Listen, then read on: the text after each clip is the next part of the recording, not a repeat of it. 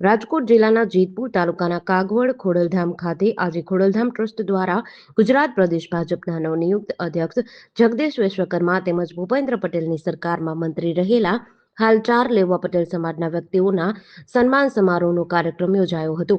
કાર્યક્રમના અધ્યક્ષપદે રાજ્યના મુખ્યમંત્રી ભૂપેન્દ્ર પટેલ રહ્યા હતા. ત્યારે ગુજરાત પ્રદેશ ભાજપ અધ્યક્ષ જગદીશ વિશ્વકર્મા તેમજ લેવા પટેલ સમાજમાંથી આવતા મંત્રી જીતુ વાઘાણી, કમલેશ પટેલ તેમજ કૌશિક વેકરિયાનું સન્માન કર્યું હતું. મુખ્યમંત્રી ભૂપેન્દ્ર પટેલે સૌપ્રથમ કાગવડ ખોડલધામ ખાતે માં ખોડલના દર્શન કર્યા. ત્યારબાદ સાફા પહેરેલી 121 દીકરીઓ દ્વારા તેમનું સ્વાગત કરાયું હતું. ખોડલધામ મંદિર ખાતે આયોજિત કાર્યક્રમમાં મુખ્યમંત્રીને સંબોધિત કરતા કહ્યું હતું કે ખોડલધામ ખાતે માં ખોડલ સાક્ષાત ઊભા હોય તેવું લાગે છે. અહીંયા જે કોઈ પણ વ્યક્તિ માં પાસે માંગી તે અરજમાં પૂરું કરે છે.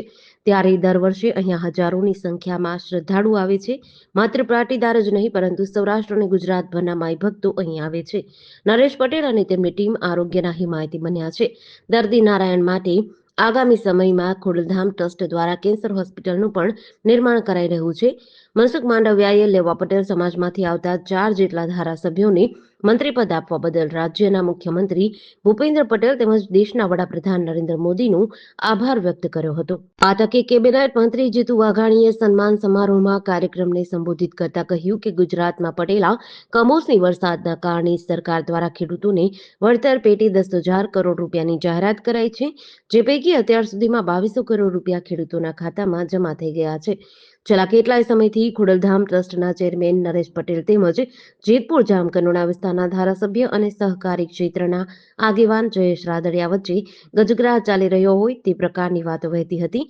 ત્યારે આજે ખોડલધામના આંગણે લેવા પટેલ સમાજના બંને અગ્રણીઓ એકબીજાને ગળે મળતા જોવા મળ્યા હતા. ત્યારે મીડિયા સાથેની વાતચીતમાં જયેશ રાદડિયાએ જણાવ્યું હતું કે જયેશ રાદડિયા હોય કે ન હોય, ખોડલધામ હતું, છે તેમજ રહેશે. ખોડલધામ સમાજનું મંદિર છે. ત્યારે સમગ્ર મામલે જીતુ વાઘાણી દ્વારા મીડિયા સાથેની વાતચીતમાં કહ્યું હતું કે કેટલીક વાતો વહેતી થતી હોય છે પરંતુ તે સત્યથી તદ્દન વિપરીત હોય છે.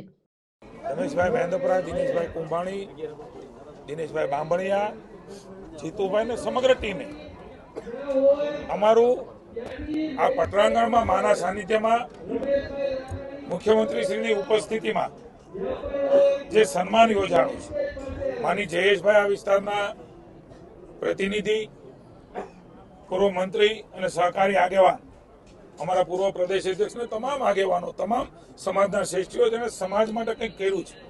આ ધામ એ આધ્યાત્મિકતાની સાથે આરોગ્યલક્ષી કેન્સરની હોસ્પિટલો બને, અલગ અલગ આધ્યાત્મિક સ્થળો ઉપર ત્યાં રહેવાની સગવડતાઓ થાય, શિક્ષણમાં જરૂરિયાત છે એને મદદ થાય, ખેતીમાં જાગૃતિ આવે અને ખાસ કરીને સમગ્ર લેવા પાટીદાર સમાજ એનું સંગઠન બને અને સંગઠન થતી સમાજનું ઉત્થાન થાય ને સમગ્ર સમાજ. માનની નરેશભાઈ ખૂબ સરસ વાત કરી, 18 વર્ણને સાથે રહીને ચાલનારા ખોડલધામ કાગવડ ટ્રસ્ટ હું આભાર માનું છું.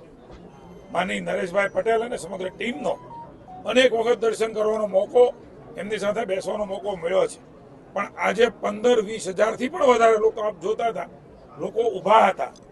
સવારે વહેલી સવારથી ખોડલધામનો સાથ પડ્યો, નરેશભાઈ બોલાવ્યા અને સમાજના અમારા આગેવાનો, બહેનો, મહિલાઓ, યુવાનો, વડીલો જેમણે કંઈક સમાજ માટે કર્યું છે એવા તમામ લોકો અહીંયા હાજર રહીને હું માનું છું કે ખૂબ મોટો સંદેશો એ માત્ર રાજ્યમાં નહીં દેશભરમાં આજે ખોડલધામ અને સમાજ થકી આપ્યો છે કે સૌ સાથે મળીને કેવી રીતે પ્રગતિ કરી શકીએ, કેવી રીતે વિકાસ કરી શકાય.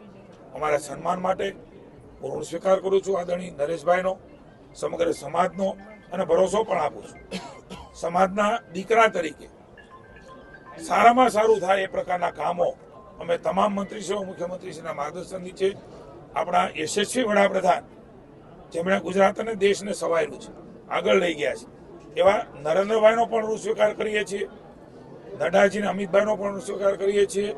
ખાસ કરીને જગદીશભાઈ વિશ્વકર્મા જે નવા હમણાં જ પ્રમુખ ભાજપના બન્યા છે,